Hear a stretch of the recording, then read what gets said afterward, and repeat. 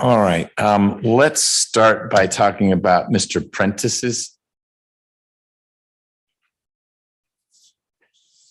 Who's on the screen?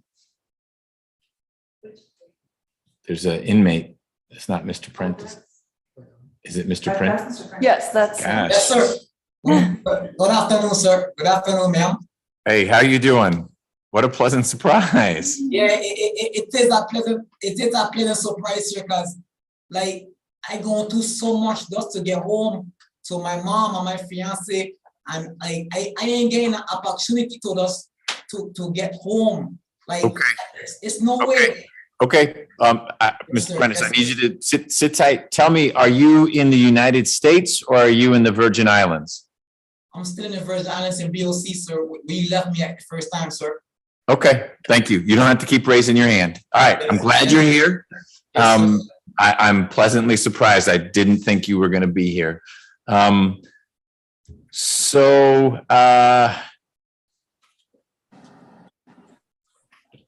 confused as to what didn't work the first time. And really what I'm focused on is not the hurt feelings of certain people on Virgin Islands administration about not having been consulted with, et cetera. And for that, I apologize if there were people in the different agencies in the Virgin Islands with whom we coordinated poorly or ineffectively. We'll do better next time. But I didn't have the sense that there was a strong desire from the state, by which I mean the prosecutor, to have Mr. Prentice come back to the United States to deal with these allegations. In fact, having Mr. Prentice stay in the Virgin Islands seemed to be the desired outcome of both the prosecution and the defense in this case. I've been trying to follow some of the communications as best I could understand it. It's actually DCS that says, no, you have to bring Mr. Prentice back into the United States. And I'm interested to hear why. And then we're going to work through whether that's really how it's going to play out. I don't know if that's Ms. Tucson, if it's the chief, or who is going to share with me why it is that DCS thinks it's in everyone's best interest to spend the time, money, energy to get Mr. Prentice from the Virgin Islands back to Atlanta, Georgia for a revocation that would probably cause me to say, send him back to the Virgin Islands. So I'm all ears, and then let's put on our practical hats and see what we can do. Your Honor? Yes, sir. I guess I can get started. My name is Chris Moore. Hey, Mr. Moore. I'm with Department of Community Supervision. I serve as the Interstate Compact Administrator for the state of Georgia, as well as the Interstate Compact Commissioner. And I guess it would help to, just in the way of a little background, without a lot, just and being concise as I can. Georgia is a part or a compacting member of the Interstate Compact for Adult Offender Supervision. That's a formal agreement between the states that seeks to promote public safety by controlling the interstate movement of certain individuals under community supervision. In short, what it does is it creates uniformity and consistency, as well as a way of holding member states and territories accountable for not being in compliance with the rules of Interstate Compact. The Interstate Commission for Adult Offender Supervision is responsible for overseeing the day-to-day activities, as well as putting forth rules that serve to promote the purpose of the compact, which again is public safety. as such, the commission has rulemaking power, and those rules have the force and effect of statutory law and are binding in the compacting states. So any state that's a member of the compact is bound by the rules of interstate compact. Is that too much background? Fast forward a little more? No, that's helpful. And I'm somewhat familiar with it. It sounds like the way it works between Georgia and Alabama would be the same way it works between Georgia and the Virgin Islands. Exactly. Okay. And it would be the same if the roles were reversed and he was here, the Virgin Islands were the sending state and Georgia was the receiving state.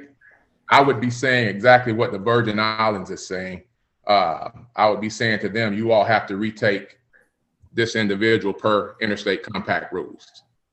So maybe that's the piece I'm missing. Has the Virgin Islands supervision, I don't know if they're called DCS, but I'm just going to call them probation for short. So Virgin Islands probation has said, we no longer are willing to supervise Mr. Prentice. And because we are no longer willing to supervise him, if he's going to be supervised, which he must be, if he's going to be under sentence in, I think there are 2 Fulton County cases, then he needs to come back to Georgia.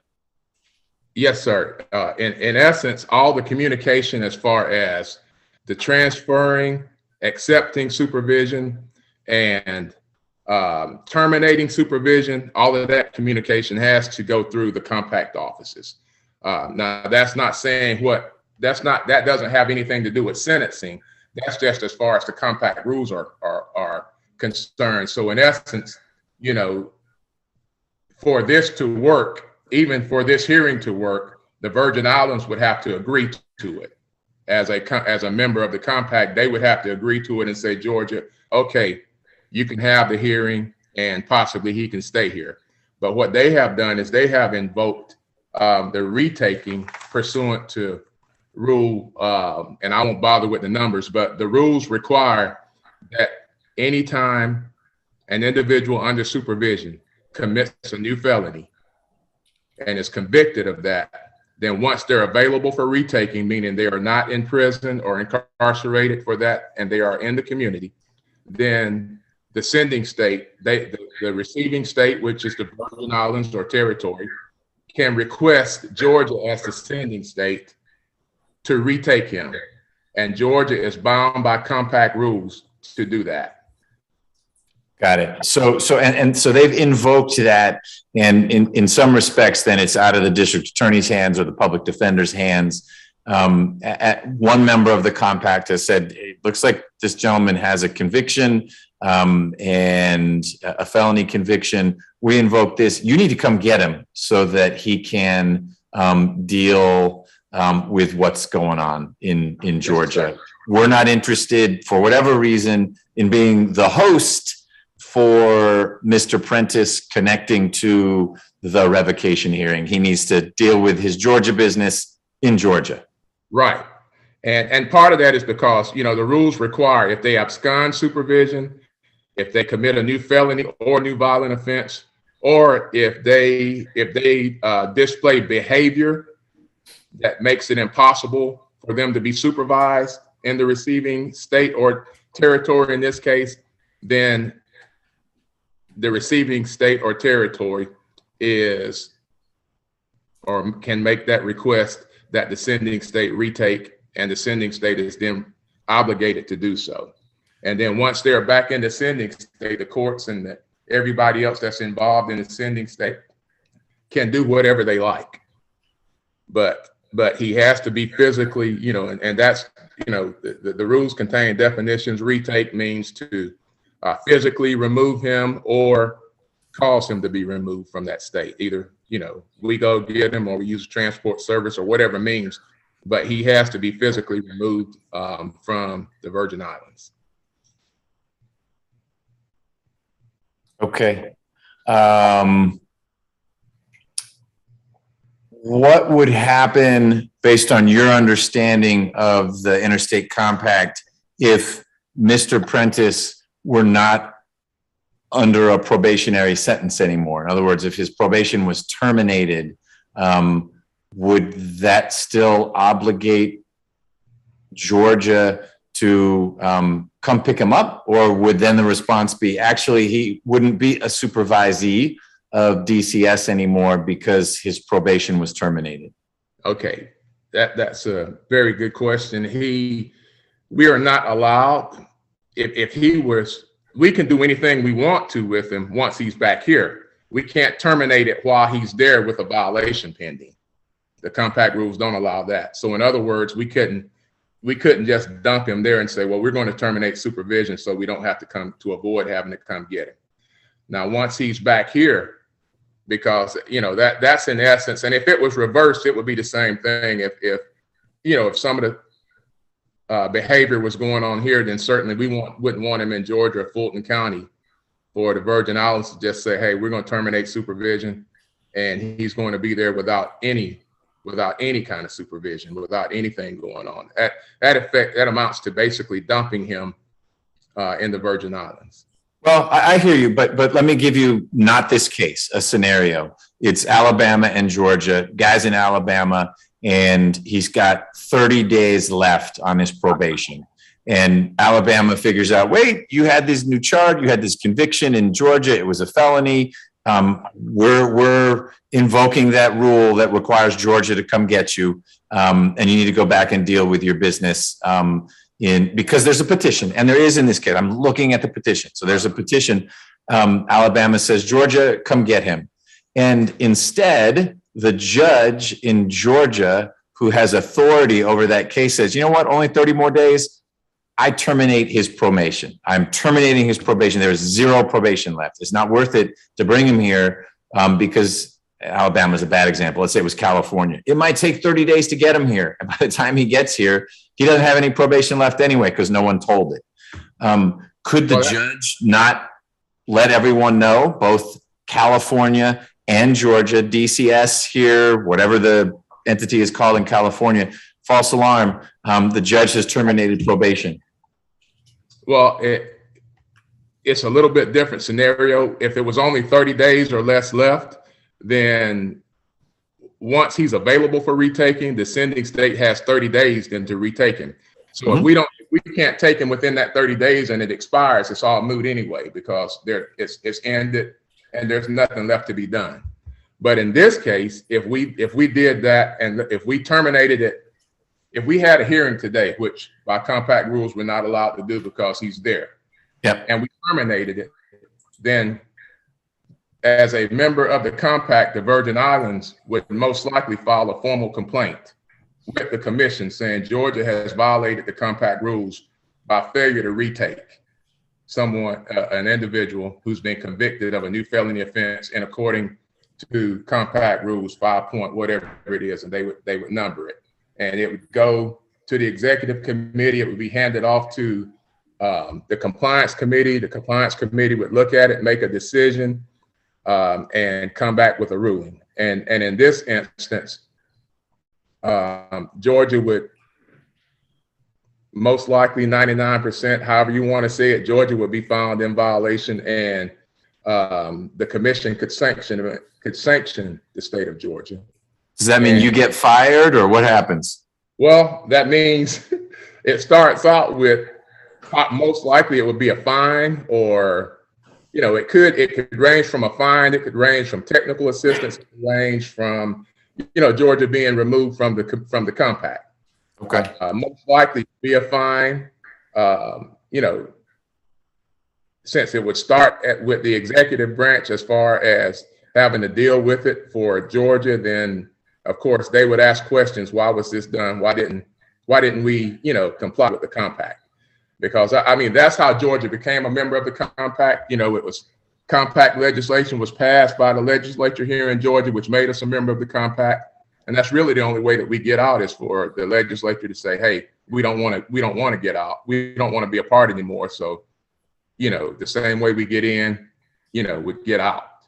Right. Be removed.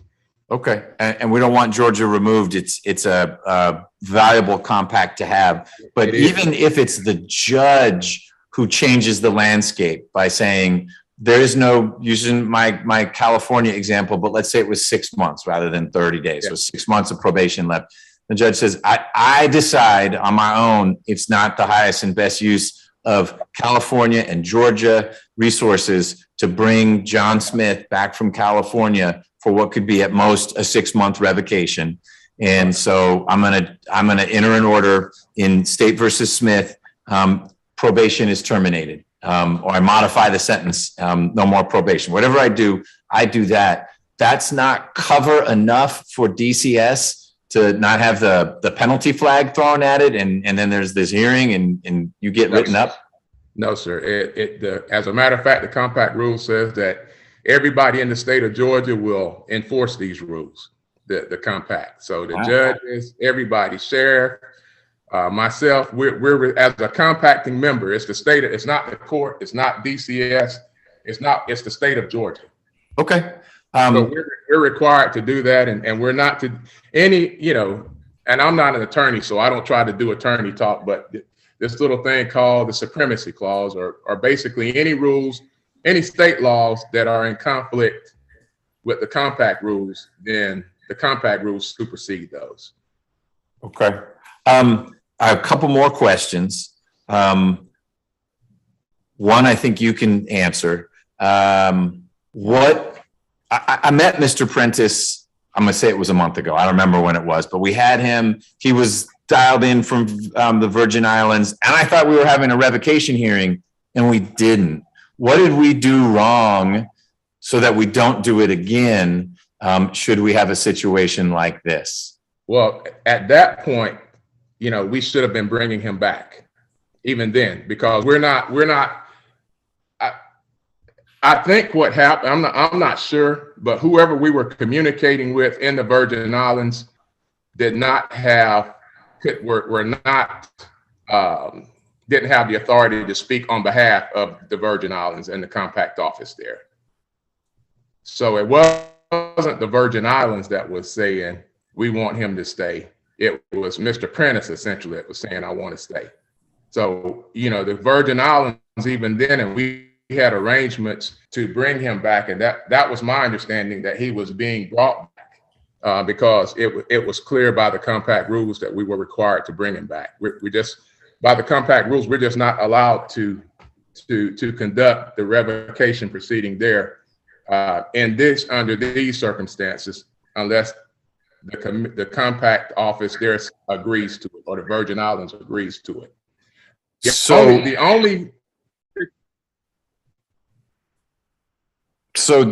that may be then where the piece I've been misunderstanding. There is a discretionary process.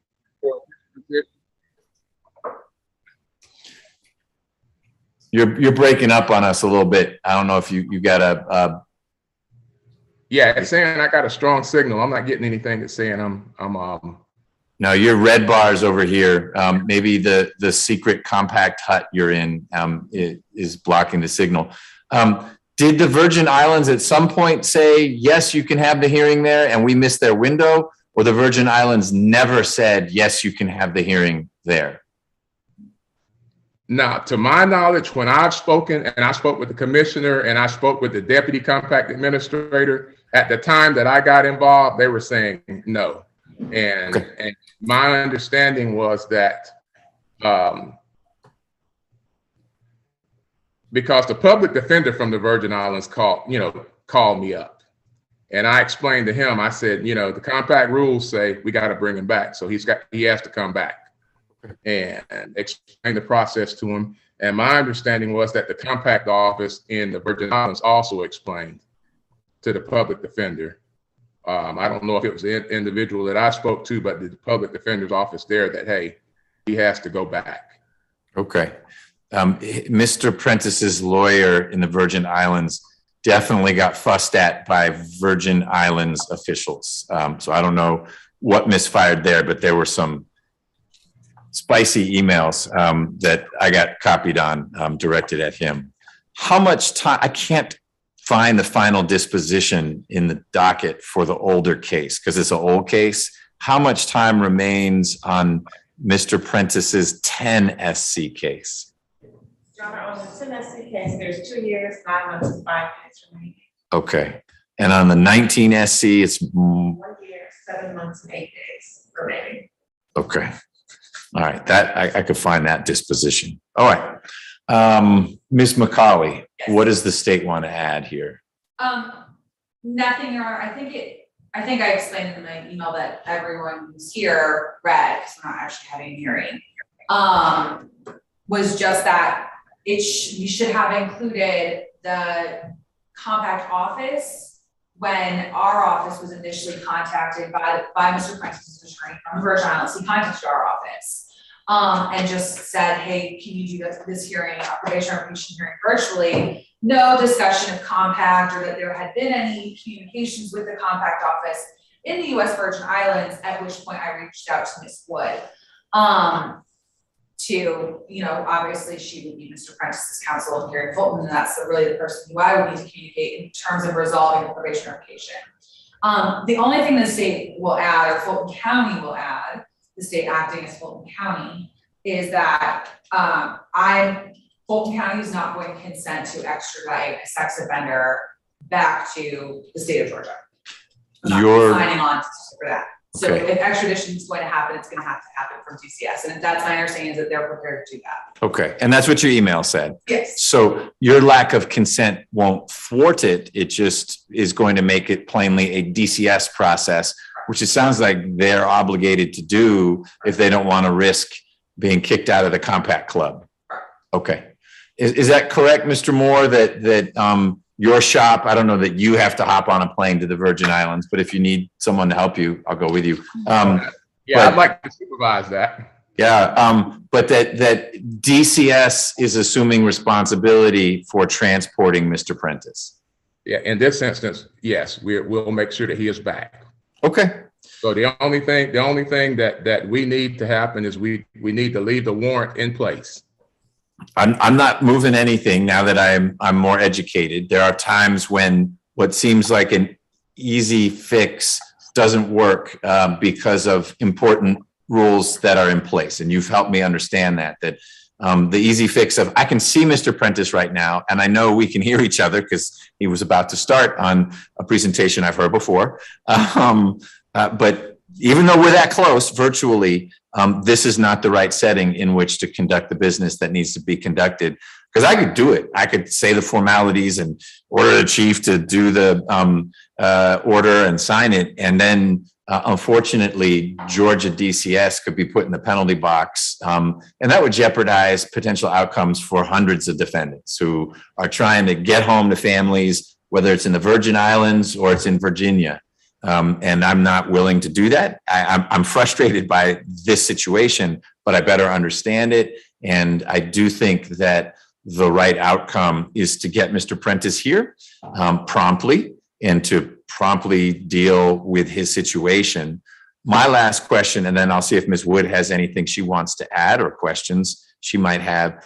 Either Mr. Moore or Chief, has Virgin Islands said, not only you need to come get him, but we don't ever want to see him again because of what's happened? Or is there the possibility that after the revocation, Mr. Prentice could reapply, as one does through the compact, to have the remainder of his supervision, if the revocation isn't the rest of his case, supervised by authorities in the Virgin Islands? Yes, Your Honor. Yes, the Virgin Islands is still bound by the compact rules. So once he is back here, the compact doesn't have anything to do with what Georgia decides to do with him as far as the violation is concerned. So then if he wants to go back to the Virgin Islands, we'd start the process the same way we did initially. He'd sign a waiver of extradition. It would be explained to him that the only way he gets to stay is he has to be in compliance with any conditions imposed by the state of Georgia, as well as any conditions imposed by the Virgin Islands and any laws in the Virgin Islands. And as long as he's in compliance, he gets to stay home. If he violates, then so yes, he could go back to the Virgin Islands. But does not the Virgin Islands have the discretion to say, we choose not to accept his case? I thought that was always a risk because when we've got someone who somehow got some probation, yeah, I'm making it up, but some terrible, sort of like this, I mean, a sex offense, the state to which the offender wants to go, the probationer wants to go, could say, no, thank you. We choose not to supervise you. No, they don't have that option. There are two types of transfer. There's a mandatory transfer and a discretionary.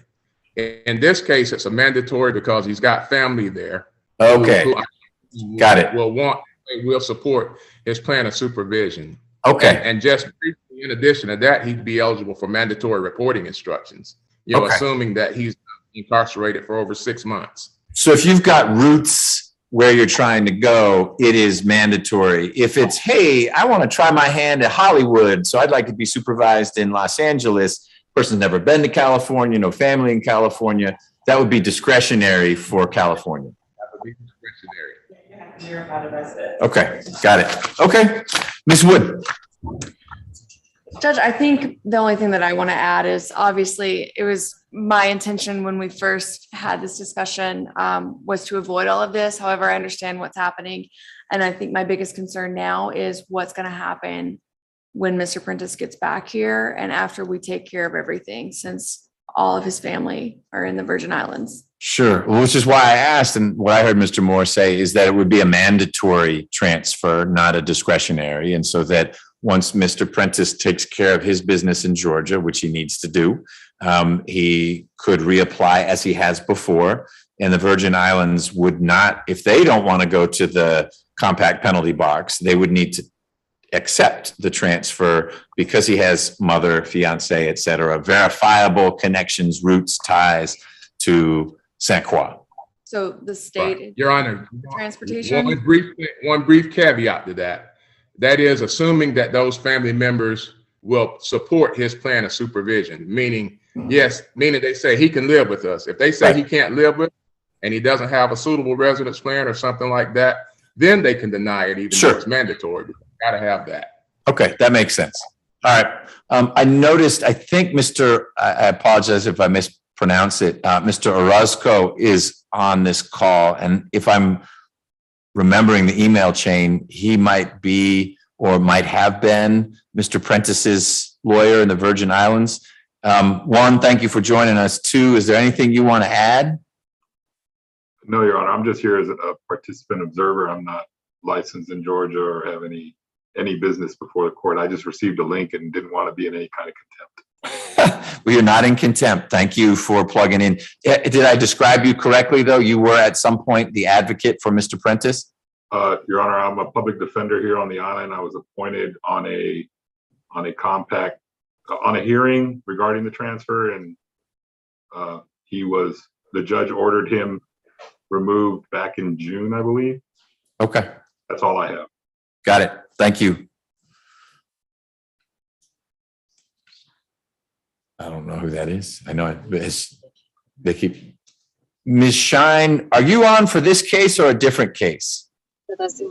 I am his mom. Oh, hello, Mom. And this is fiance. I do supervision my son. This probation down here is very harassment with my son. I want to let you know that they're very harassment. They want you to come back up there. That is very wrong. I am lose 2 children already. I ain't trying to lose the next one.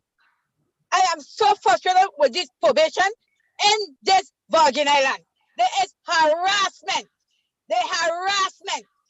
If the term is apprentice come in, why I keep telling you come in?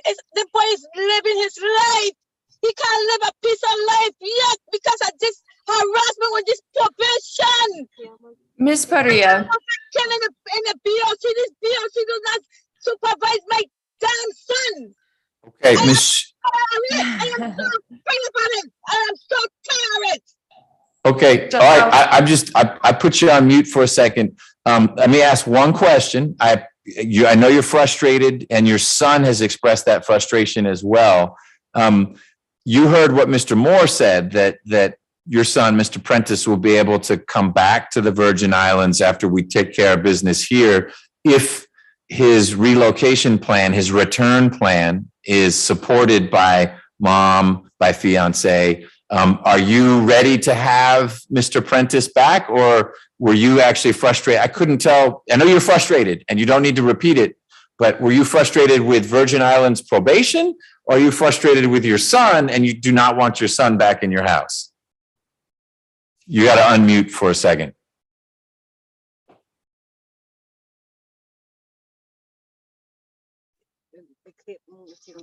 There you go. All right. So you're back. Your son is welcome back into your household or his fiance's household. Is that correct? Yes. He had his own place, living his own place. He being good. I always with my son. I always go and get him to carry where he have to go. It's a probation from the Virgin Island. There is no longer with Mr. Prentice. I don't know what they having against my son. Tell me what they have against my son. I can't tell you. I don't know, but I look forward to getting your son here real soon so we can take care. He had some pretty serious cases here in Georgia. So, but those are behind him now. We're going to take care of what he needs to take care of. And then my hope for him and for you in particular is that he develops a healthier relationship with Virgin Islands probation, because they're going to be a part of his life potentially.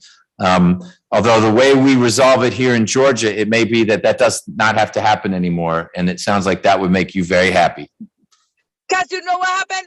When they send him back down, when they send him home, they say Mr. Prentice is not belongs to come back to Georgia. Yeah. That's what I know and my understanding. Why they bringing him back again to America? Well, America. We're all part of the same country. We're all part of the same country, Virgin Islands and Georgia. And I'm just very appreciative that Ms. Nelson made sure that I called upon you. So I'm gonna let you guys go because I need to turn to other business here in the court. But I trust that Mr. Moore will be a man of his word and will make this a priority of his to ensure that Mr. Prentice is back here soon so that we can take care of his business. So I could know how to, because when he go up there, I'm have to look for the money again, because the first time is I look for the money to bring it back down here. So Ms. Wood would be a great person to talk to about that. I know you guys have connected, and if you have trouble connecting, I'm sure Ms. Nelson will be helpful in reaching out to you as well. Okay. All right. I thank everyone who was on this call for the Prentice matter. I need to turn to a couple other cases that may be going to trial on Monday. So thank you so much, Mr. Prentice. We will see you soon. Okay. Take care. You want to talk? All right. 1 second. Afternoon, Judge. One minute, Judge, before I leave. But I'll be 30 seconds. Yes, sir. Okay. So, I quite understand, but I don't understand the reason I'm coming back to face what type of charges, sir. It's not charges, it's revocation in your two cases. Because you failed to register, remember that we talked about this last time, all the failure to register stuff. That's the alleged violation in your two cases, and you've got a little bit of probation left on both. And for reasons I better understand now, even though it made a whole lot of sense to have that revocation hearing with you where you are and me where I am, that's not what the Virgin Islands has decided they want to have happen. And we need to respect we need to accept their choice. And so that's how it's going to play out. It might be helpful to also include that the revocation or the violations that were on the first petition that we previously dealt with are not the violations that are on the new petitions. They're different. Are they, and we need to deal with both? There are two sets of violations? Because I have two. We've already done, I guess we're going to have to deal with all of it when he gets back. Because apparently this hearing that we had previously could not have happened. So I don't know if the warrant cancellation is invalid because of that. There's some collateral stuff going on there, but I just want to make it clear that the violation that's in the new petition is not the violation from the earlier petitions. It's the plea in the Virgin Islands. Got That's it. the basis for the violation on the 614 warrants. Okay, got it. Different from the first one. Got it. Okay. So that's the other reason. So that was more than 30 seconds, Mr. Prentice, but we will see you soon. We will work through all this. And my goal, and I think Ms. Wood can help us make sure it happens, is that we structure the revocation so that you don't need to come back to Georgia again unless you and your fiance are on your honeymoon and you want your honeymoon to be in Atlanta, okay? We're trying to get married as soon as possible. That's Good. why we're moving home. Excellent. Well, I wish you the best on that. I bet you guys will have a wonderful relationship. If you got married in Atlanta, I'd be happy to be the officiant. Be happy to be the officiant in Virgin Islands. I just can't marry people in the Virgin Islands. All right. Well, thank you so much. We will see everyone soon. Okay. Bye. They go Lucy. And thank you, Bureau of Corrections in Virgin Islands, for having Mr. Prentice connect with us. You don't need to unmute anymore. I just wanted to say thank you. All right. Let's turn to our trial calendar and see what's going on. You may, if you answer this question, did you get your PCs? Oh, we did. Thank you so much. Awesome. Fantastic.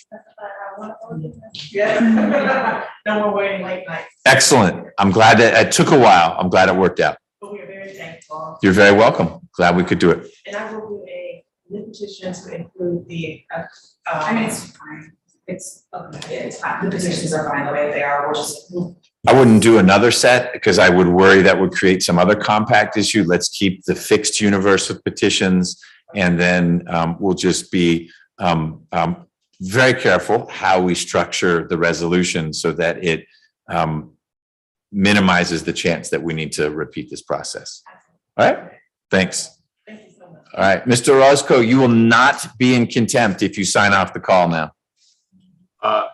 Yes, Your Honor. Sorry, I was on a phone call, Your Honor, is his matter done? For today. Oh, well, Your Honor, and just again, as a non-lawyer in Georgia, I'm just, a recommendation would be if Georgia was willing to terminate. He's on probation for the failure to register in the Virgin Islands. So if the court was of the position to terminate probation on this matter, he could travel back without the compact and be under supervision by the Virgin Islands. Right. I'm confident that will be one of the options we consider. Ms. Wood, she'd be your Georgia counterpart, is understandably frustrated because all this would then mean that Mr. Prentice would need to figure out how to pay for getting all the way back to the Virgin Islands. But we'll work through it. That may be the cost of getting probation in Georgia resolved. And thank you for allowing me to attend. I will speak to Mr. Prentice as well as his family and kind of inform them as to the protocol. And again, Your Honor, I kind of initiated all this, not knowing the rules of compact myself, so I did not mean to cause any strife for the people or for the defense. No, you know, I think most folks are being pretty level-headed about it. You may want to go do some hand-holding with Mr. Prentice's mother. Yes, sir. I appreciate it. May I be excused, Your Honor? Yes, sir. Bye-bye. Thank you. All right. Heavenly Mitchell will come to court on Monday, and we'll have a brief chat about his situation. Tiana Jackson's case was dismissed. We've got Mr. Wallace. That's a plea? Yes, Judge. Okay. Mr. Kimber is here. Ms. Rockwell's on the call. Ms. Rockwell, I think you may be are you in the Virgin Islands? No, but I've got some CLE. I'm going to call y'all for a certificate. All right. Lot today from the officer, etc. Judge, we have an offer. I just texted Ms. Charles if she will look at my text, and we may be able to resolve by plea. Thank you, Judge. Okay. Just so you know, if it's not worked out today, then Mr. Kimber is actually ahead on the trial calendar of the case that I thought was going out. So this would be the time to do it. And we do have Mr. Kimber here. He is in lockup, so we can bring him out. Thank you so much. You bet. Mr. Farouk is still a trial, as far as I know. I got the proposed voir dire from Ms. Feely. That'll be Ms. Hall's case. I don't see Ms. Hall around, but she doesn't need to be here if she's getting ready for trial. Anyone from the DA's office have anything to add about the Farouk case? Other than no one else wants to be associated with it? All right. Lucky Ms. Hall. Is Mr. Whitenauer ever coming back? He is, he'll be here July 14th. Okay, just in time to, Excited to see you. just in time to not do the Farouk trial. Mr. Nunez, I think I saw Ms. Teal on. I think she may be all the way from Florida. Hello, Ms. Teal. Good afternoon, Judge. How are you? Very well. How are you? All right, how's Florida? It's sunny, Judge. I'm getting ready to watch the Blue Angels this afternoon. Excellent. Well, we'll want to do whatever we're going to do before then so the shock waves don't disrupt your connection. Where's Mr. Nunez? He is logged in here, Judge. I believe his name is Zoom user. He's Zoom user. Okay. And Ms. Charles, that's a plea? Okay, we'll take care of that. Mr. Robertson. Yes, Judge. I hope he shows up on Monday. I tried to make contact to get him here today. This is the case where you filed something Yes. Without sending it to Ms. Nelson, so we didn't know it had been filed. So it was my direction to Ms. Feely was to let you know, if you file a motion for continuance, that's the kind of thing that also send a courtesy copy, because we only found it by happenstance. Understood. And so you may have filed it 2 months ago, in which case it would have said, oh, that's so far in advance. I only got it a couple of days ago, not far in advance. I want to be sensitive to Mr. Robinson's health needs. Your motion, probably for good private information reasons, didn't really clarify what the issue was. And so I thought we could talk about it today if he were here. If his issue is he can't move, you're not mobile, then I wouldn't expect him to be in court on Monday either. If it's something different, and I don't know anything more than what your motion said. Judge, the messages that I've left have strongly worded or informed him that he has to be here on Monday to avoid a bench warrant. Okay. I did receive a very fair and reasonable offer from the state on this case that I was hoping would lead to a resolution today. And that's Mr. Shapiro? That's okay. But that would require Mr. Robertson. Okay. And Mr. Shapiro and Ms. Feely on your behalf and I talked about that. And I guess now it's a communication breakdown as opposed to a medical concern, because there may be both, but there's a communication breakdown because the scenario we shared with Ms. Feely is that Mr. Robertson appears virtually and accepts the offer and we do the plea. If his issue was mobility, if his issue is more towards the end of competency, couldn't do a plea anyway. Right now, it seems like he's hard to find. Yes, Judge, I was informed, I had some appointments set up with him and I was informed he couldn't make those because he was hospitalized. And so that Through was family members or through Mr. Robertson? through family members. And so that is why I did file the motion, because I haven't had a chance to actually review the case with him. But yes, I was hoping that he would be here today, Judge. Okay. Mr. Shapiro, you don't need to get ready for trial, but you should, or someone with your authority needs to be here Monday morning should Mr. Robertson show up and want to resolve the case. But I don't want you to get ready because he also might not show up. Okay, so it'll be a bench warrant or a plea, or actually I have more information, Judge, and he couldn't make it to court because. Yes, Judge. All right. Thank you. You bet.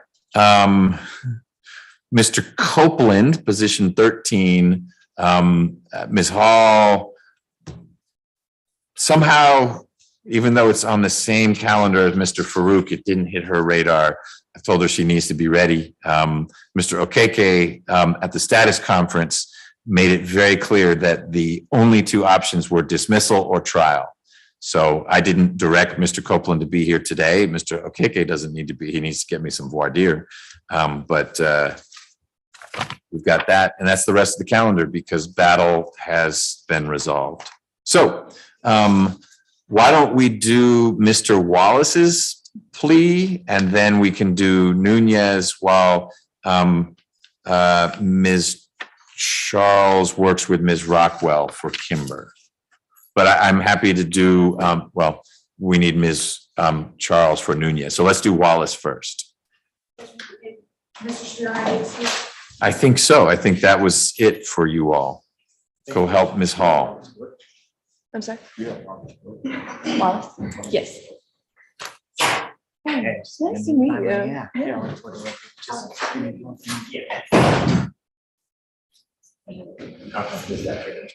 Thank you.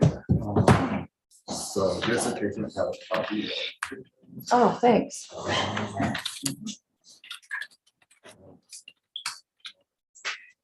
This was gone in the car, right? Okay.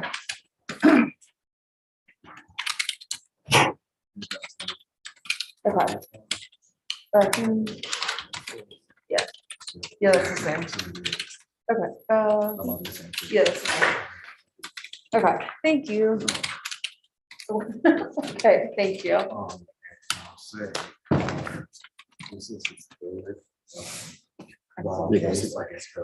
Ah, okay. Mhm.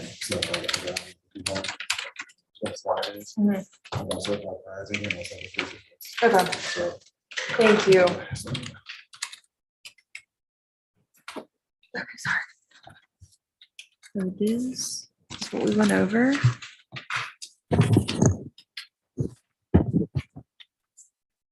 That's the indictment. And then these are what I need you to see.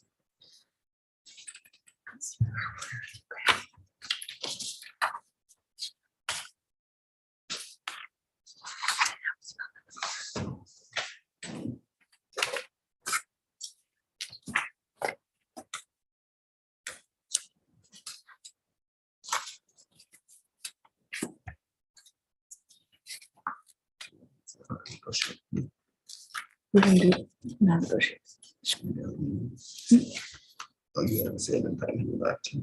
What? You haven't said anything. Poor Ms. Arnold. No, I did. I appreciate that I'm glad that someone watches it. Okay. It says reporting on file. It's on his sentence. You did. You did. Yeah, it's what it says. So, let's, is Ms. Arnold, she's with the jail. She's not with probation. So probation should do a, warrant. Probation is here. Yep. We need a warrant in a couple cases So, for not doing his weekends in jail. no, I'm just gonna show you. I'll let you and Ms. Nelson look at it.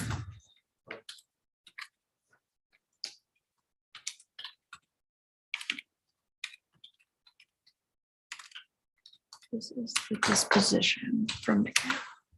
All right. Ms. Rivers, are you able to hear us?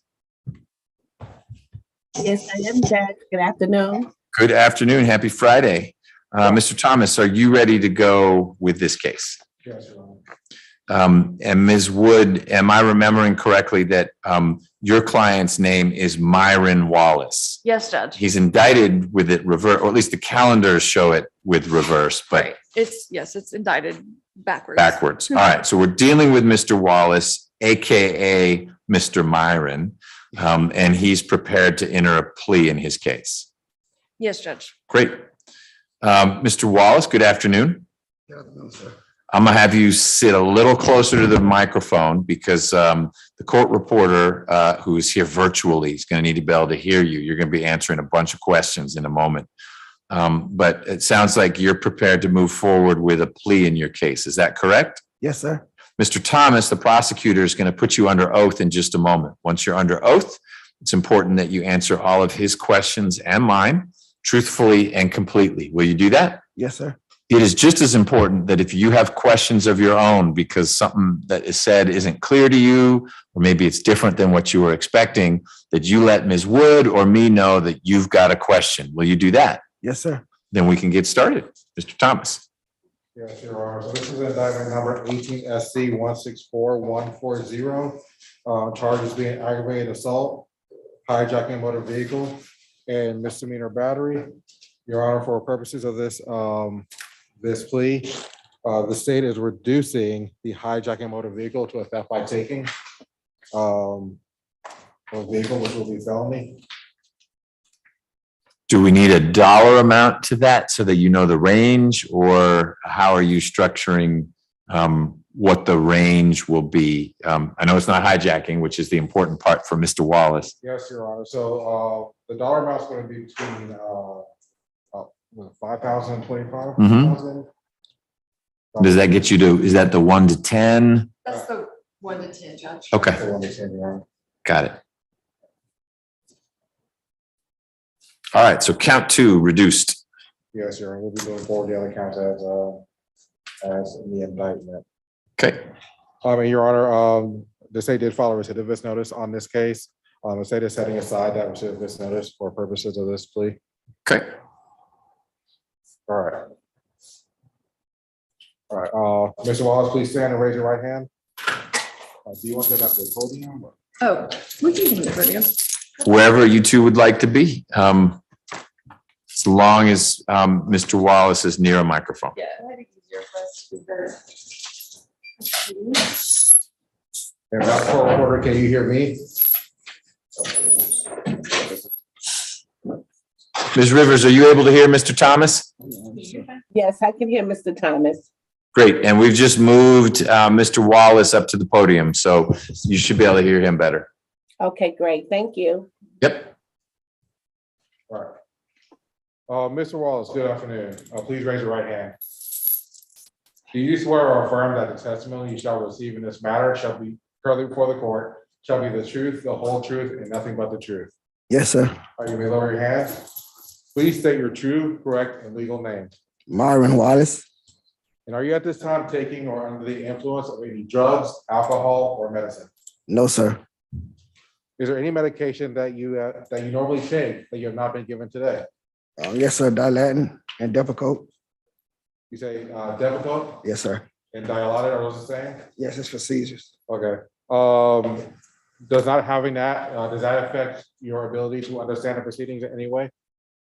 No, not really. Mr. Wallace, did you get them? Is it 2 medications or 1? 2.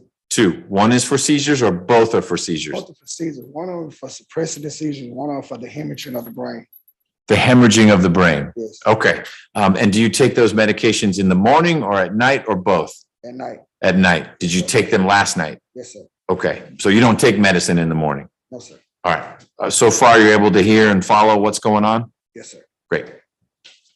All right. How old are you and how far have you gone to school? I'm 41 and I went to the 10th. Are you able to read, write, and understand the English language? Yes, sir. You understand that you're being charged with the following offenses: aggravated assault, theft by taking a motor vehicle, and misdemeanor battery. Yes, sir. Do you understand that you have the right to plead either guilty or not guilty to these charges? And if you plead not guilty or remain silent, you may receive a jury trial. Yes, sir. Have you had enough time to speak with your lawyer, Ms. Wood, about all of the facts and circumstances known to you regarding the charges in this indictment, including any potential defenses? Yes, sir. Do you need more time to discuss this case with your attorney? If need be, but as of right now, we can move forward. I heard you say the second half, right now, we can move forward. What was the? If need be. Oh, sure. And that's important. If something comes up that you want to talk more about with Ms. Wood, time out and you'll get all the time you need. But right now you're comfortable moving forward. Yes, sir. Okay. Okay. Are you satisfied with her services? Yes, sir. Ms. Wood, do you waive formal reading of the indictment? So waived. And do you waive any and all defects in the indictment? So waived for purposes of this hearing. Mr. Wallace, have you been arrested on these charges? Yes, sir. The state is unaware of any outstanding warrants related to these charges. Do you or your attorney know of any outstanding warrants that are related to these charges? No. Has your attorney advised you of the minimum and maximum sentence for each charge you're pleading to? Yes, sir. For charge 1, aggravated assault, the minimum is 1 year, the maximum is 20 years. For charge 2, which has been reduced to theft by taking, the minimum is 1 year, the maximum is 10 years. And for charge 3, it's a misdemeanor, the maximum is 12 months. Do you understand that if you are sentenced as, oh, never mind, hold on, give me 1 second. Do you understand that if your guilty plea is a blind plea, also called a non-negotiated plea, the state may still recommend a sentence to the court? Yes, sir. Are you aware of the state's recommendation of, for count 1, 10 years to serve 8 years, foul as probated? For count 2, 10 years to serve 8 years, foul as probated. And for count 3, 12 months to serve, all counts to run concurrent, and you will be given credit for time served. You Yes, sir. understand? Yes, sir. Have you discussed this offer with your attorney? Yes, I have, sir. Do you understand that the court can impose any sentence authorized by law, including a higher sentence than that recommended by the state, up to the maximum sentence for each charge? Yes, sir. Do you understand that if you enter a non-negotiated plea, you do not have a right to withdraw your plea once the sentence has been announced? Yes, sir. And do you understand that this is a guilty plea, which is permanently recorded on your criminal history? Yes, sir. Do you understand that this plea may be used to enhance sentencing on other convictions in this jurisdiction, as well as in other jurisdictions, including federal courts? Yes, sir. Do you understand that if you are currently on probation or parole, your probation or parole may be revoked based on you entering a guilty plea today? Yes, sir. Do you understand that if you are placed on probation of any kind, you cannot violate any criminal laws of any governmental unit or any special conditions of probation without being subject to revocation for the balance of the sentence? Yes, sir. Do you understand that you are not allowed to possess or use a firearm while on probation? Yes, sir. Do you understand that if you are not a United States citizen, a guilty plea conviction will affect your immigration status and will result in deportation, just like a conviction at a trial would, and that this is true regardless of any advice by your attorney or anyone else? Yes, sir. Do you understand that neither the court, actually, let me help that next one. Do you understand that there may be other adverse or unfavorable consequences as a result of this guilty plea conviction, just as there would be from a conviction following a trial? For example, your guilty plea may affect your right to vote, your right to hold public office, your right to serve on a jury, your right to obtain a passport, your right to receive, possess, or transport a firearm, or your ability to obtain employment. Yes, sir. You understand that by pleading guilty to a felony, if you use, receive, possess, or transport a firearm, or use a firearm in a crime, you will be guilty of a felony, which may carry a sentence of 1 to 15 years in prison. Yes, sir. Do you understand that you waive any and all defenses, including any mental health defenses, by entering a guilty plea? Yes, sir. Do you understand that by pleading guilty, you are giving up the following rights: the right to a trial by jury, the right to remain silent and not incriminate yourself, the right to confront witnesses against you, the right to have the assistance of counsel hired by you or to court-appointed counsel if you cannot afford an attorney at a trial of your case, the right to the presumption of innocence, the right to testify on your own behalf and to present other evidence, the right to subpoena witnesses and compel the production of evidence, the right to have the charges against you proven beyond a reasonable doubt, and the right to appeal if convicted of these charges after a trial. Yes, sir. Has anyone forced, threatened, or promised you anything to get you to enter a guilty plea? No, sir. Is it your decision to waive these rights and enter a guilty plea because you are in fact guilty? Yes, sir.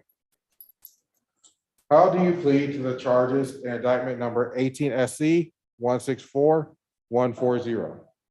Guilty, sir. Is this guilty plea freely and voluntarily given with full knowledge of the charges against you? Yes, sir. Do you understand that you may have only a limited right to appeal this guilty plea conviction? Yes, sir. Do you understand that you have only 4 years from today for a felony charge and 12 months from today for a misdemeanor charge to file a habeas corpus petition challenging the voluntariness of this guilty plea? Yes, sir. Thank you, Mr. Wallace. Your Honor, this case would have went to trial. The state would have been able to prove beyond a reasonable doubt that on December 2nd, 2018, in the vicinity of State Road 138 in Union City, Georgia, which is here in Fulton County, officers responded to the victim, Miss Wendy Williams, who was stabbed by her boyfriend. She said she was returning from a party and got into an argument with her boyfriend. Argument escalated and her boyfriend grabbed a knife that was in the vehicle that was owned by Miss Williams. And she was stabbed twice, once in the arm and once in the leg. She did get treated and she did go to the hospital afterwards. After being stabbed, she did get out of the vehicle in order to flee. And that's when Mr. Wallace, who was in the passenger seat, hopped in the driver's seat and drove off in the vehicle that was owned by Miss Williams.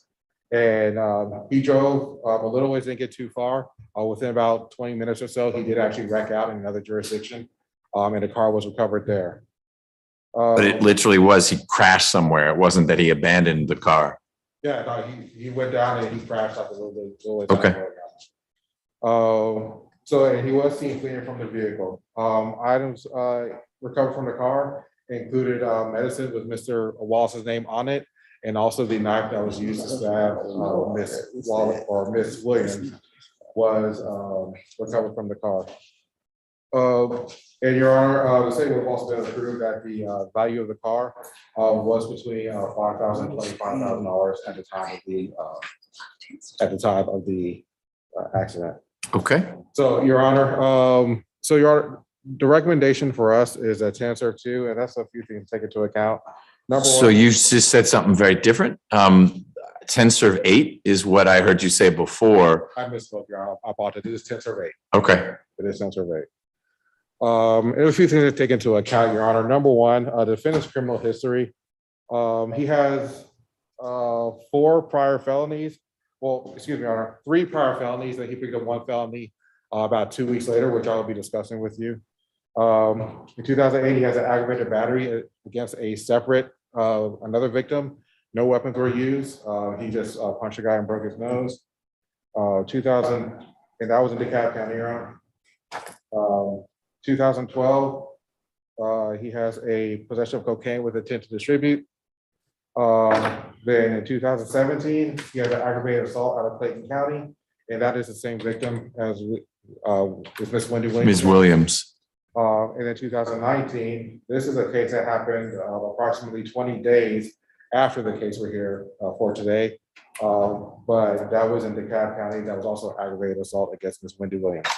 Or Ms. Williams. Okay. Yes, Your Honor. And Your Honor, just to give you more context, so in 2017, this is a case in which they were at a hotel. Mr. Myron was mad because he saw Miss Williams take money from another man. There was an argument.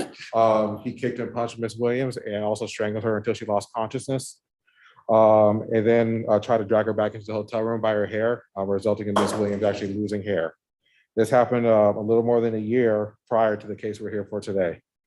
The 2019 case, Your Honor, this happened in DeKalb County, in which,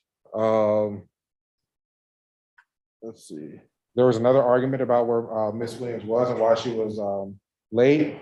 The argument escalated and Mr. Wallace began to punch her in the face with a closed fist. He continued to punch her in the back and pulled out a screwdriver and attempted to stab her with the screwdriver. And this is an incident, Your Honor, that actually happened 20 days after the incident we're here for today. So Ms. Williams, after getting stabbed in this case, was back together with Mr. Wallace. Yes, Your Honor. And then after trying to stab her, he did place her hands around her neck and squeeze until she lost consciousness, Your Honor. So, Your Honor, this is obviously it's a domestic violence case as well. I'm handling it, Your Honor. This is the third time, second time in succession, but this will be the third, fairly violent felony against Miss Williams. Miss Williams, we haven't been able to talk to her directly because she is so scared to reach out to us. However, we did talk to a close family member, her sister, who relayed that she is still very, very scared. and, does not want him anywhere near her. So, Your Honor, we're asking that you consider our recommendation of 10 years to 8 years. Your Honor, also with the DeKalb County case, he was sentenced to 10 years to serve 3, and he did finish that 3 years. So he is on probation for that case. So make sure I cover everything, Your Honor. Hey, Your Honor, that's all for the state. Okay. Ms. Tucson, how are you? Fine. I guess there's active probation for the DeKalb case. Yes, it's active on the 19 CR 1984. Yeah. And he has 6 years, 5 months, 13 days already on probation. Okay. But this is an incident this case is an incident that occurred before that incident. Based on what I just heard.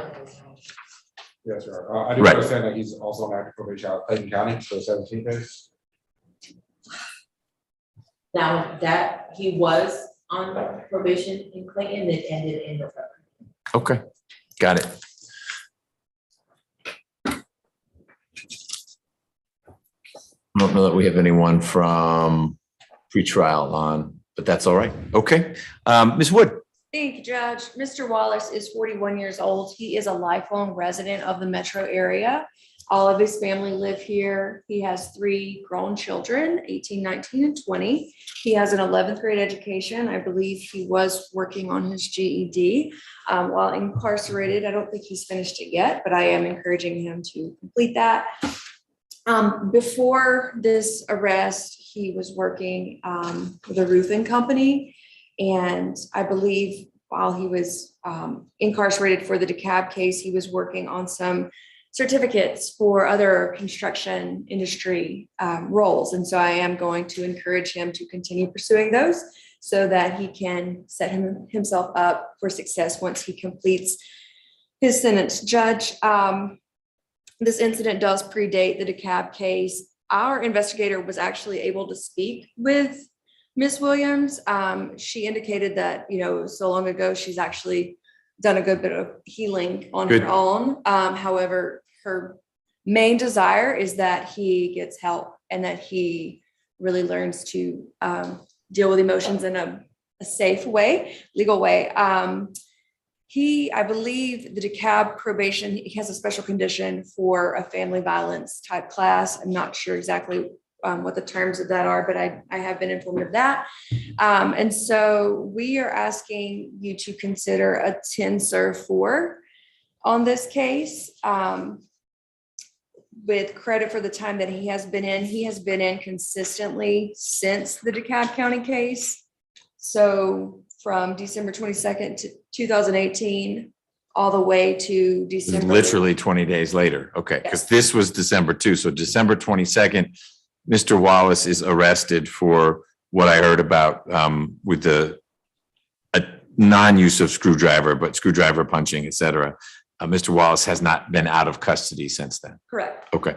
Judge, he maxed out. He was at Calhoun State Prison. They brought him directly here in December of 2021. And so that's where he's been ever since. He has served collectively a total of 1,294 days since the December 2018 case. And so we're just asking the court to consider a 10-4 on this one. And did you want to address the court? Yes, Your Honor. And also they made a statement in here where it said that we was leaving a birthday party. It was not such. Her birthday was on December the 2nd. And I took her a cake, some roses, some flowers to her job for her birthday. We never was leaving the party. We stayed actually in the car at that time. And that day, I was just asking her to take me to my sister's house because crux over time, I just didn't want to sleep in the car that night. She actually got mad with me. She hit the curb. The knife was in my hand. I'm not lying. I'm not going to sit here and tell you no lie. The knife was in my hand. She hit the curb because she got mad at me because I wanted to leave. When I left, ended up at my sister's house, which is the case that I went down the road for. She called my phone, baby, I'm sorry. Ooh, can I just come get me? I went and retrieved her, brought her over there with me. Another altercation erupted. She was mad because of the car.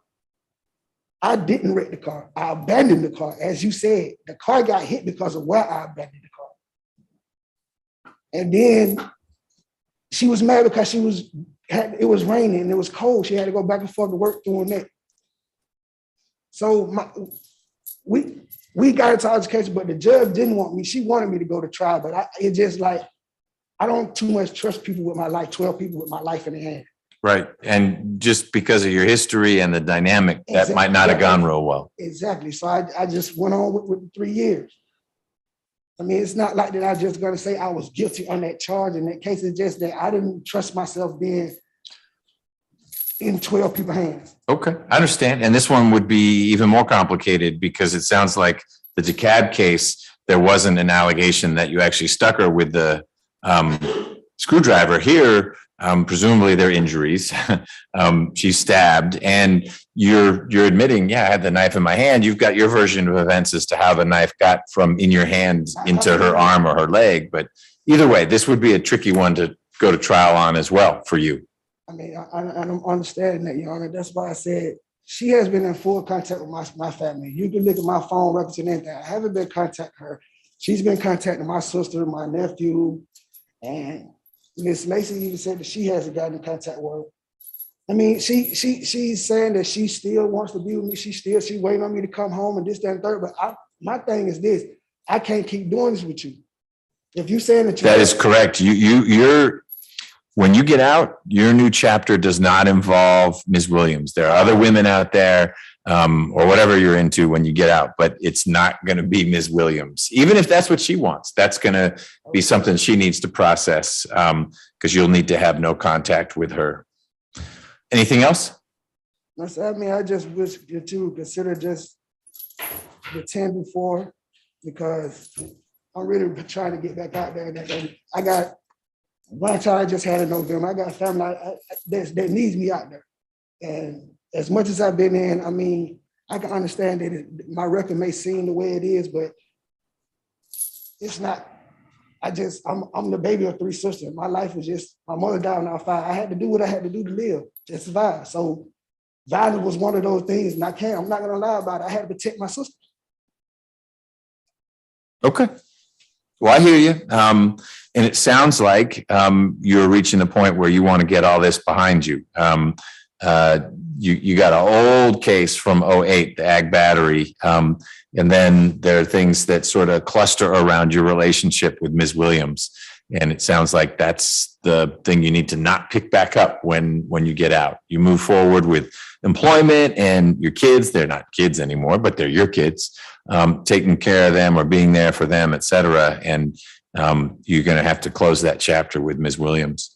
Well, Mr. Wallace, I find there is a factual basis for your plea. There are always 2 sides to the story, and you would have had a chance if you wanted to, but I agree with you, it would have been risky to tell the jury that while you had the knife in your hand, you didn't mean for it to go into Ms. Williams's arm or her leg.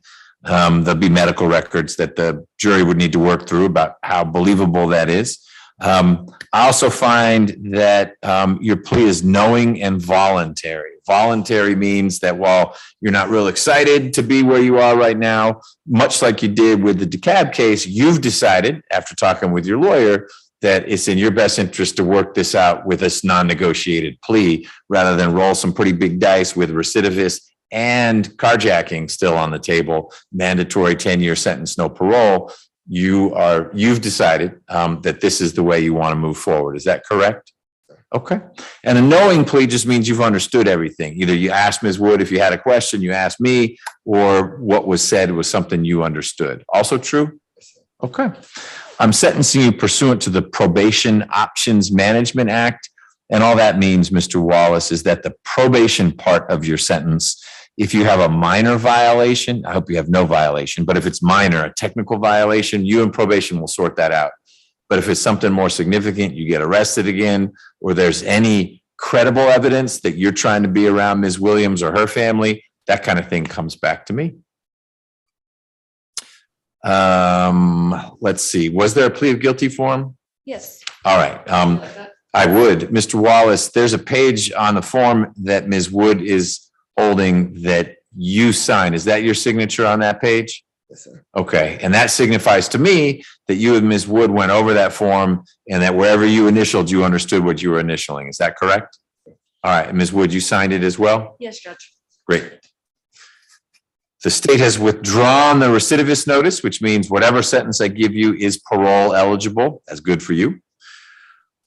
The medications that you take, you said you only take at night and they do not interfere with your ability to understand what's going on.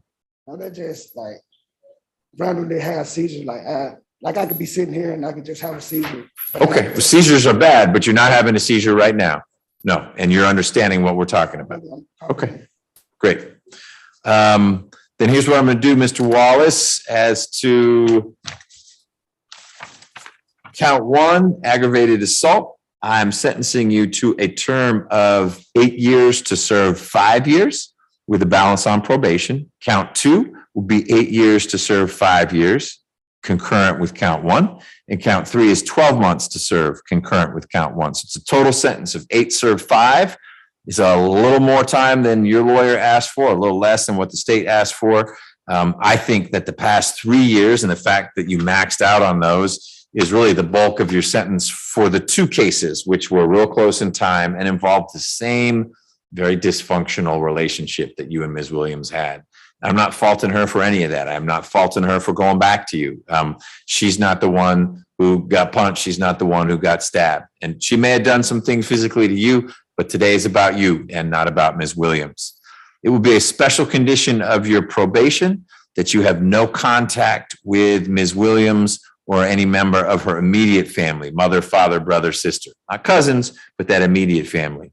If you feel like they're reaching out to you, you need to let Ms. Wood know so that she can get me involved so that I can let them know. It's not a trap for Mr. Wallace where you can say, hey, look, he answered my call. But if you know who's calling, don't answer it. Certainly don't do any outreach of your own. Even if it's to say, I'm sorry, doesn't matter what you're trying to say, no contact. If I am handed a voicemail that you left on Ms. Williams's phone, I'll probably revoke all your probation. So don't do it. Ms. Williams goes this way, you go the other way. None of your 3 kids are with Ms. Williams. All right, so there's not a reason for you guys to be together other than trouble. Because that's what it's going to be. You know it. Basically what the trouble is about, man, my children and my baby mamas, because I don't have kids with her. Okay, but that's different situation. They're not Ms. Williams's kids. All right. Finally, I'm going to require that while you're on probation, you complete a family violence intervention program. That may be what DeKalb asked for. You don't need to do it twice. You only have one probation officer. That probation officer will figure out what makes sense. My requirement is family violence intervention program. I don't think you can do that while you're in jail, but if you can, you could knock it out there. If you get the certification that you completed an FVIP while you're in custody, you don't need to do it while you're out of custody. You need to do it one time. You'll get credit for all the time you've been in. It will say on your sentencing form that you get credit from December 22, 2018. So you have done 3+ years, more than, of your 5-year sentence. You're not getting out tomorrow, but you'll get out. I'll say soon enough. It's not going to seem soon enough to you, but I don't want you to think, 5 more years. That's not what your sentence is. The last thing I've got, and then I'll see if Mr. Thomas has anything else. Your indictment is actually on my screen right now, rather than working off a paper version of it. Do you authorize me, Mr. Wallace, to sign the indictment for you indicating your guilty plea? Whatever you find necessary, Your Honor. Pardon me? Whatever is needed necessary. Well, what would happen in non-COVID times is just like you sign that form, you'd be signing the indictment saying, yes, I plead guilty.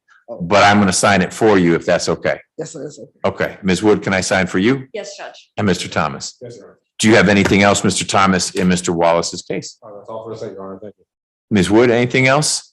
I'm good. Do you have any further questions? Yeah, I just want how much money I got. I'll talk to you. Okay, he has no further questions, Judge. Ms. Toussaint, Mr. Wallace is staying in custody, so I don't think there are any reporting instructions. What do you need to tell him?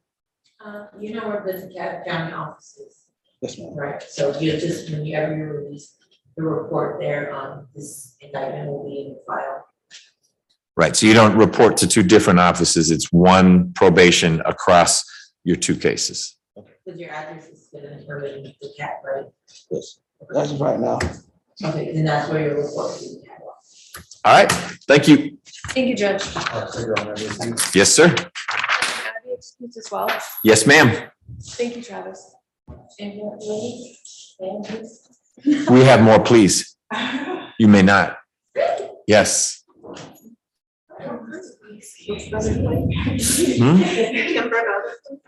Well, and Nunez.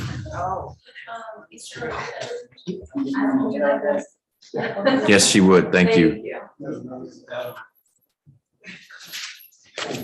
One more. We have one more back in custody, but there's a guy online who's pleading. We have Mr. Kimber and we've got Mr. Nunez, both of which are pleas. Ms. Charles, you've been working with Ms. Teal, you've been working with Ms. Rockwell. You tell me which plea you want to do first. Okay.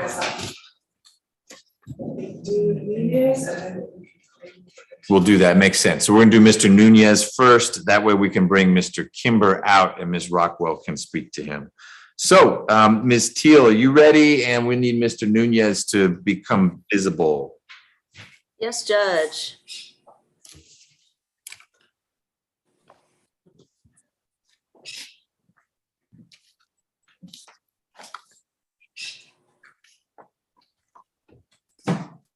There he is. All right, Mr. Nunez, can you hear me?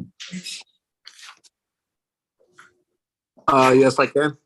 Fantastic. All right. And Ms. Rivers, are you able to hear our friends who are on Zoom? Yes, I can. Okay. Let me pivot to Mr. Nunez's case. Number 11. Here it is. All right.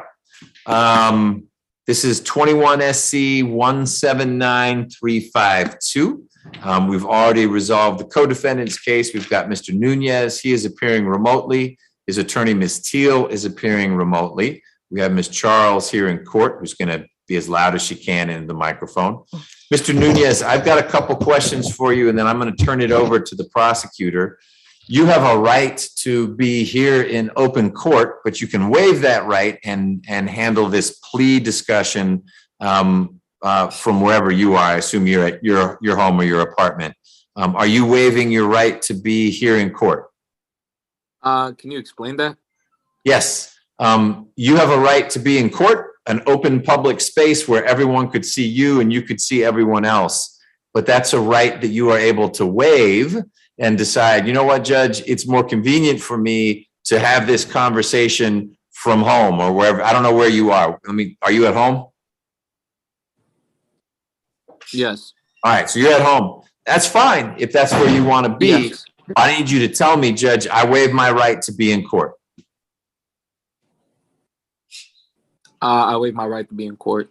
All right. The second right that you have is to have Ms. Teal right next to you so that if you've got a question, you could just lean over and say, hey, what's the judge talking about?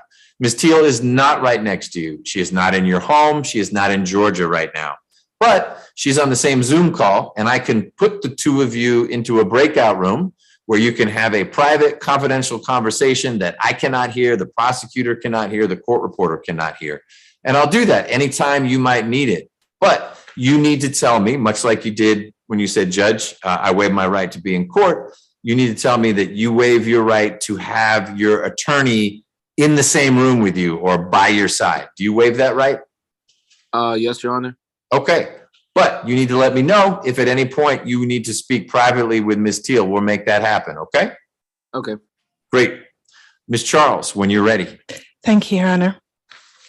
Your Honor, before we proceed with the indictment, the state will be moving to null pros one of the counts of the possession of a firearm during the commission of a felony, count 7. So we will proceed on 7 counts instead of 8. Okay. No objection, Your Honor. All right. Count 7 is dismissed.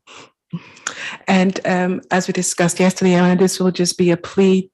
And today we will then defer the sentencing phase and subject to Your Honor's calendar to set this case down for sentencing.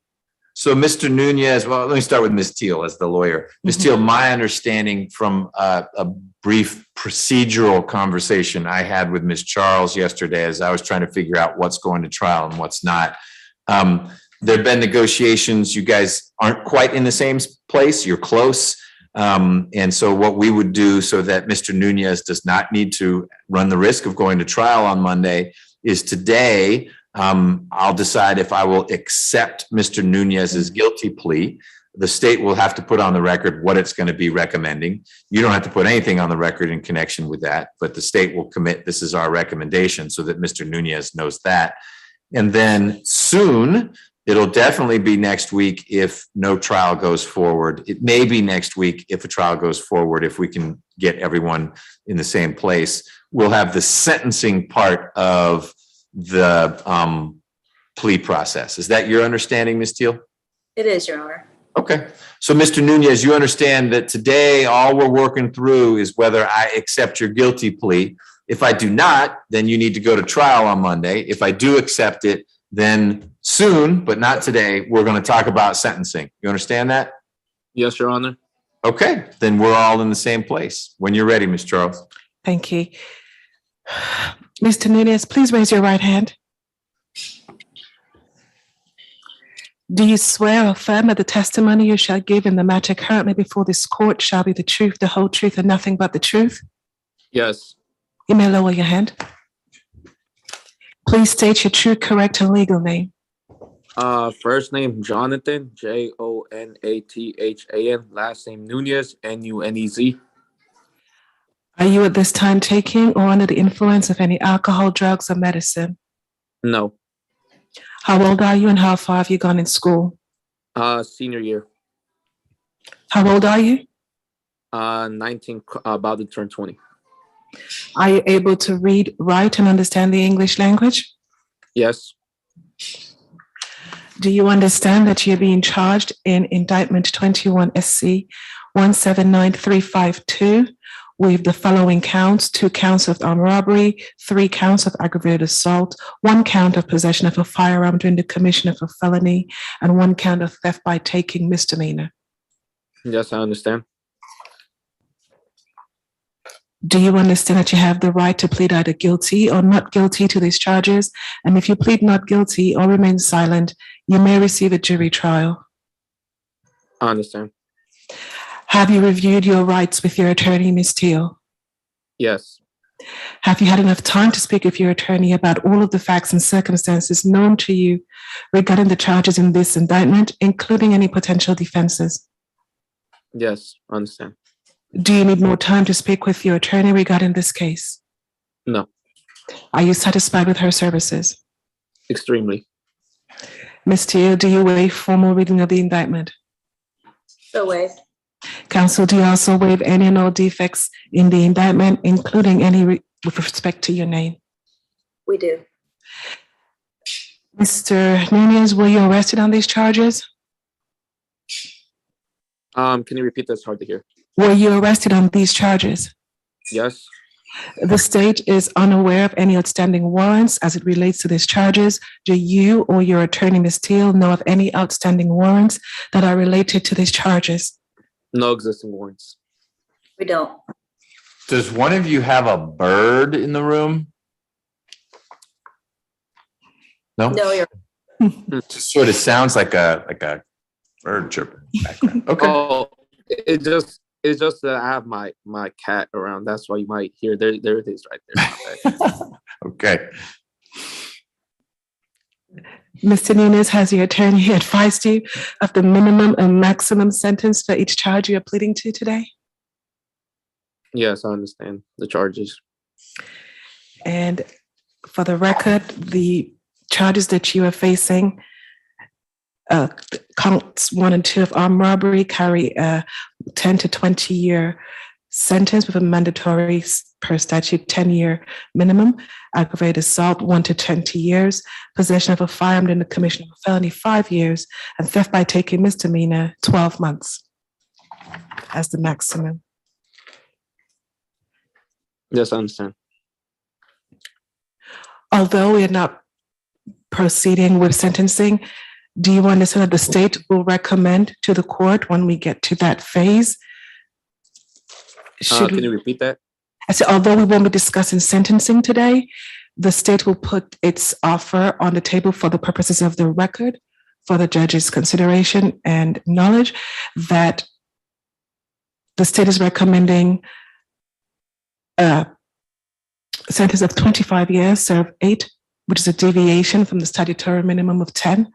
The last 5 years being suspended, balanced, probated, with the special conditions of no guns, no contact with the victims, and no contact with the co-defendant, Vanessa Lira. I understand. Do you understand that the state? Yes, I do. You gotta let her finish. Oh, I'm sorry. My It's bad. okay.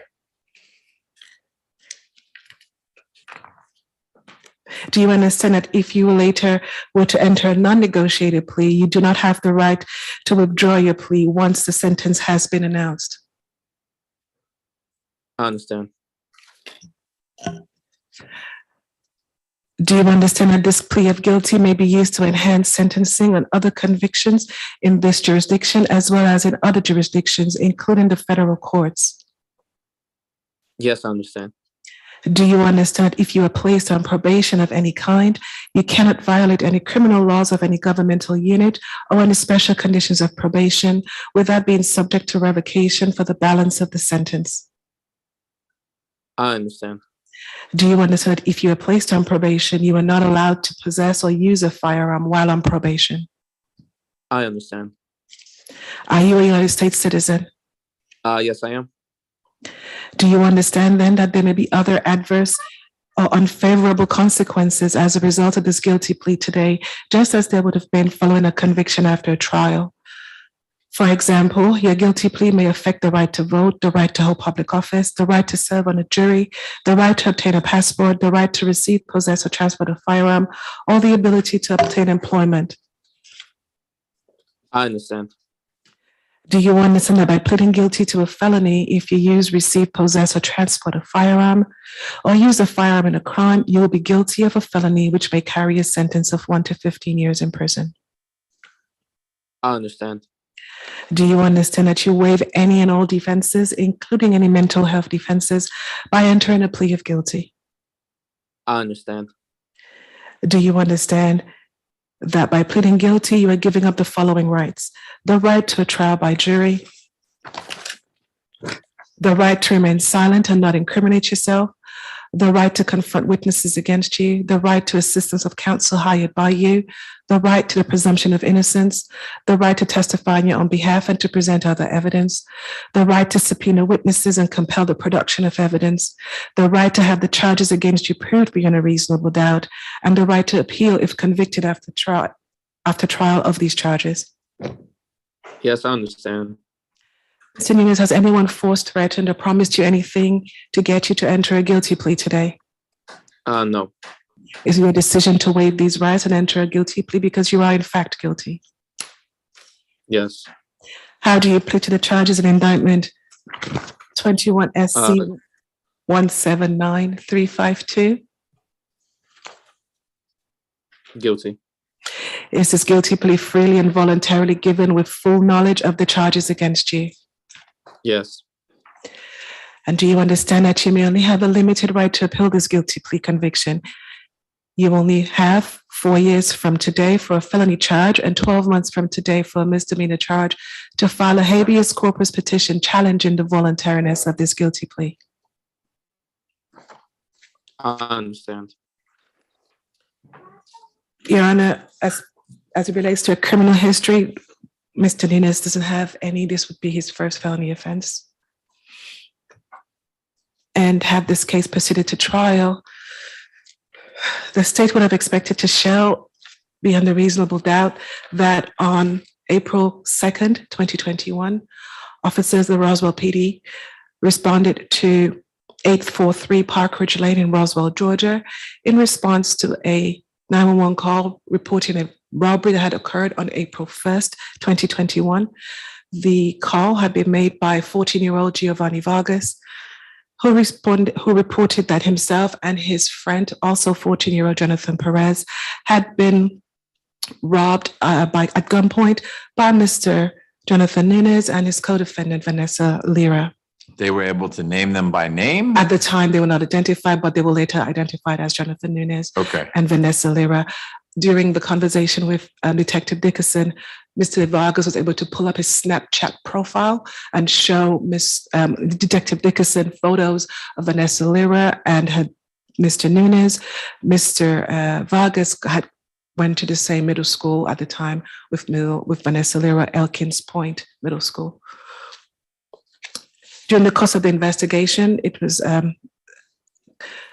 discovered by lead detective Dickerson that Jonathan Perez was celebrating a birthday on April 4th, 2021. As part of the birthday celebrations, himself and Mr. Giovanni Vargas had arranged with Ms. Vanessa Lira to meet up at a point in the apartment complex. There's a hangout spot at the back where there's some vehicles that are sort of unlocked and the kids sort of hang out there. And the proposition was that Ms. Lira would come over and bring some edibles to celebrate Mr. Perez's birthday. Mr. Perez and Mr. Vargas were in the back of the BMW that had been unlocked, eating tacos and awaiting Ms. Lira. Ms. Lira did show up.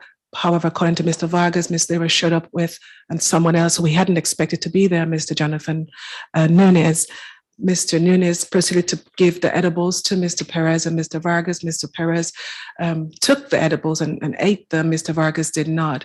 During that course, during sort of the minutes while Mr. Perez was eating the edibles, Mr. Vargas informed officers that Mr. Nunes took a handgun from his waistband and pointed it at them, asking both Mr. Perez and Mr. Vargas, to turn over their iPhones, which they had in their hand while they had been eating, turn over their backpacks, as well as any cash they may or may not have on their person. At the time, Ms. Vanessa Lira was also in the vehicle. Ms. Vanessa Lira took Mr. Vargas's backpack and proceeded to rummage through it. Both Mr. Perez and Mr. Vargas had refused to turn over their iPhones. Mr. Vargas' statement is that Mr. Nunes stated to him, "This is not worth your life, give it up," and proceeded to hit Mr. Vargas one time with his fist that he was holding the gun with on the temple. He hit him hard enough to hurt, but not hard enough to leave a mark or a scar. So he didn't need any medical treatment afterwards. At this point, the boys became afraid. However, they still were refusing to give up their possessions. And it was at that point, Mr. Nunes fired one round from the gun that he had been holding into the seat, the back seat, because the boys were in the back seat. Mr. Nunes and Ms. Lira were in the front seat, one in the driver's side, one in the passenger side seat. According to Mr. Vargas, they both had their knees in the sort of leaning into the car with the doors opened. The bullet went into the middle part of the back seat, terrifying both 14-year-olds. At this point, they turned over their iPhones and Mr. Perez's backpack. Ms. Lira and Mr. Nunes took the backpacks and fled the scene. It later transpired that Ms. Vanessa Lira was complicit in setting up the engagement and the robbery of the boys. She fully admitted to that, and she's already been sentenced and taken a plea in this case. During the course of officers' canvass of the scene, crime scene reconstructionist investigator Kowalski recovered one bullet or casing in the BMW, which was later identified to be a .40 federal ammunition. Officers were able to execute a search warrant on Ms. Vanessa Lira's apartment after having been identified by Giovanni Vargas for her Snapchat profile. During the course of the search, they located in Ms. Lira's bedroom a federal pistol that matched the ammunition recovered at the scene. At the time, Mr. Nunes was sleeping, for lack of a better word, in the same house, in the same room, in the same bedroom as Ms. Lira. There is some uncertainty as to the extent of the relationship. One minimizes it more than the other, but the state's understanding is that they were in a physical relationship, having met on social media and struck up a friendship at the last 8 months, 6 to 8 months prior to this incident. During the course of the search, Mr. Nunez was present at the scene, and on his person was also a cartridge was recovered, which was identified to be .40 Smith & Wesson cartridge, which matched the cartridge and the ammunition found at the BMW, and also the gun that was recovered in Ms. Lyra's closet underneath some dirty clothes. Once they were, but both Mr. Nunez and Ms. Lyra were arrested and charged accordingly and taken into custody. Ms. Lyra made a full confession on video with officers. Mr. Nunez denied being part of the encounter, saying that he learned about the incident from Ms. Lyra, that some boys from his school had gotten robbed, but he didn't know anything about it. However, Ms. Lyra, during her plea soliloquy, freely admits that she and Mr. Nunez did do the acts as alleged, and they planned it. Both Mr. Perez and Mr. Vargas know who Mr. Nunez was. They'd seen him around before, know that he had a relationship with Ms. Lyra, and they were able to identify him as the person who had come into the car that day, given them the edibles, and proceeded to then shoot one time into the back seat where they were both had been sitting at the time. And so one other thing, there was some latent prints done on the vehicle. However, Mr. Nunez, according to Mr. Vargas, had been wearing white gloves at the time, so his prints were not recovered at the scene. However, into the course of negotiations, our plea recommendation reflects in part the youth, the age of the both defendants involved, the fact that we understand that sometimes some people need a second chance, and the fact that Mr. Nunez and both Ms. Lyra are willing to take accountability by taking a plea of guilty. And so when we come to that stage, we'll perhaps talk a little bit more about sentencing. But this is all from the stage, Your Honor. Okay, thank you so much. Ms. Tucson, Ms. Charles relayed she doesn't think Mr. Nunez has an adult criminal history. Did you find anything for him? Okay, all right. Ms. Teal, anything you want to add? Again, we're not doing sentencing right now.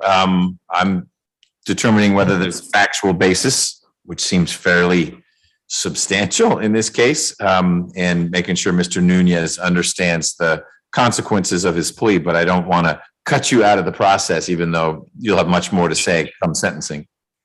Thank you, Judge. We do stipulate that there's a factual basis for this plea today. However, we do not stipulate to the particular part of the rendition of the facts indicating that Mr. Nunez has a physical relationship with the co-defendant.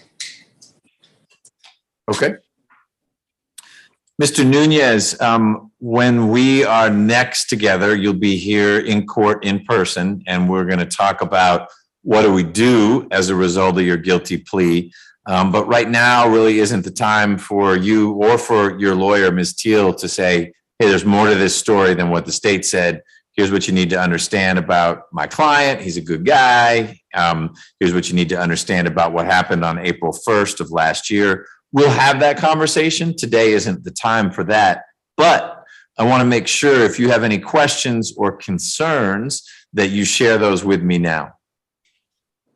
At the moment, I don't. Okay. Well, Mr. Nunez, I find that there is a factual basis for your plea, meaning if this case went to trial, which is what was going to happen on Monday, and the evidence that Ms. Charles has shared with me is what got shared with the jury. I don't think the jury would have a lot of trouble finding beyond a reasonable doubt that you were guilty of being in this encounter with the two young men and taking their phones, et cetera, or that Ms. Lyra was a part of it. I want to be clear, it was a two-player event. So I do find there's a factual basis. I also find that your plea is knowing and voluntary. Voluntary means no one's forcing you to enter this plea, but that you, after consulting with Ms. Teal, with whom you're very satisfied, I think you said, you've decided that you are ready to enter a guilty plea in the case. Is that correct? Yeah, that's correct. Okay. Any questions for me at this time? Still don't. Still don't. Good. And the knowing plea is just one where the defendant understands the consequences of the plea. You're giving up your right to a trial and all the things that flow from a trial. I'm accepting your guilty plea. as to every count in the indictment except for count 7, which the state has dismissed. We're not going to talk about sentencing today. The only other thing I need to cover, other than schedule, is whether you will allow me, Mr. Nunez, to sign the indictment for you. I'm going to ask your lawyer and the prosecutor the same question, but the other way we indicate the guilty plea, besides this transcript we're generating today, is through a signature on the indictment where it says guilty. Do you authorize me, Mr. Nunez, to sign your name electronically? Yes. All right. And Ms. Teal, may I sign for you? Yes, Your Honor.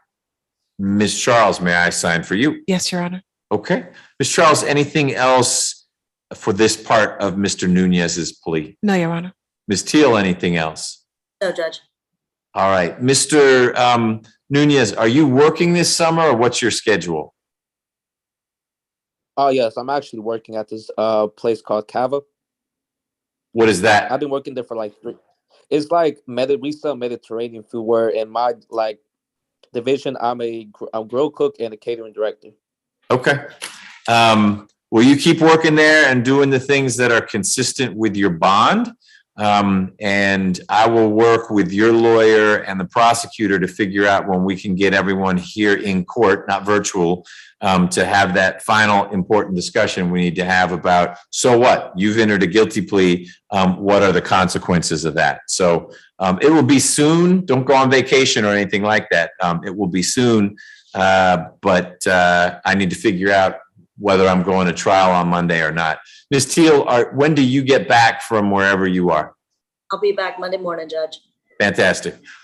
You do not need to be here in court Monday morning. If the other case is resolved, that'll just mean we've got a whole bunch of the week with which to work. And Ms. Nelson will reach out to you, Ms. Teal, and you, Ms. Charles, and we'll figure out when we're going to get Mr. Nunez in here. It's going to be next week. I'll let you know. It's going to be next week that we do this. I just can't tell you right now when it'll be. All right. Thank you, everyone. Thank you. Thank you, Judge. Thank you. So, Ms. Rockwell, you want to talk with Mr. Kimber, is that correct? Yes, Judge. So I think what we'll do, I realized there was something in the chat. Okay. We will, I'm gonna, I guess I can't mute the podium. What I'll do is I can move Ms. Rivers into the waiting room, and I'll get her out of the waiting room. And then everyone else will get out of the courtroom, and you and Mr. Kimber can talk about wherever we are. Is this something we're going to resolve today, or do we get to see everyone on Monday? There's a great chance that we can resolve it today, Judge. Good.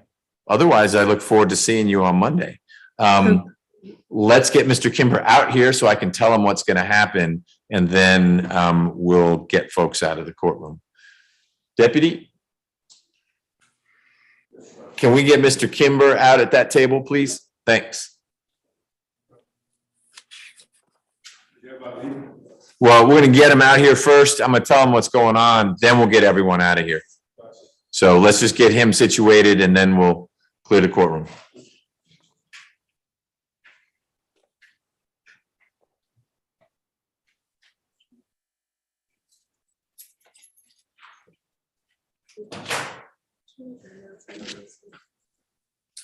Yes, he needs to be here Monday morning, or it's a bench warrant.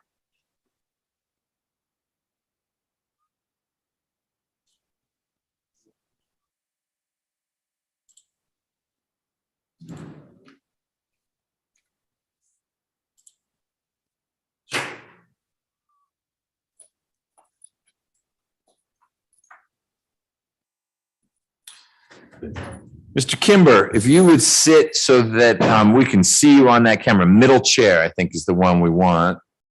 There we go.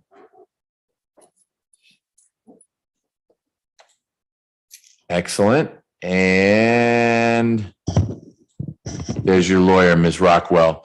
In a moment, Mr. Kimber, I'm going to have the deputies empty the courtroom. so that you and Ms. Rockwell can speak privately. Yes, sir. You've got 2 indicted cases from 2019. You've got 2 unindicted cases from last year. Your 2 indicted cases are on a trial calendar.